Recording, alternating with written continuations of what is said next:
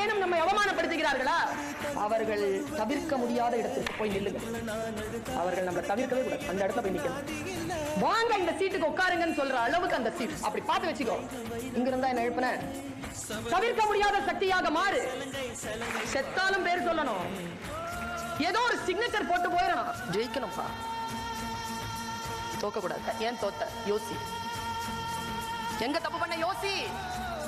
தோக்க கூடாது. எப்படி தோத்த?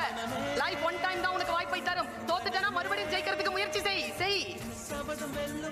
உன்னுடைய இலக்கை நோக்கி நீ பயணம் செய்யும் பொழுது எந்த ஒரு இடையூறும் இல்லாமல் அதை திட்டமிடு தொட்டு விடு. அவ்வளவுதான். இந்த வயசுல வீணாயிடுச்சுன்னு வச்சுக்க வாழ்க்கை, அந்த வயசுல ரொம்ப கஷ்டப்படுவேன். அந்த மகிழ்ச்சியா சிரிச்சிட்டு சிறிய தவறுகள் எதையும் செய்திருந்தால் சிந்தித்து பார்த்து செய்கையை மாத்து. சிறுசா இருக்கை திருப்பிக்கோ.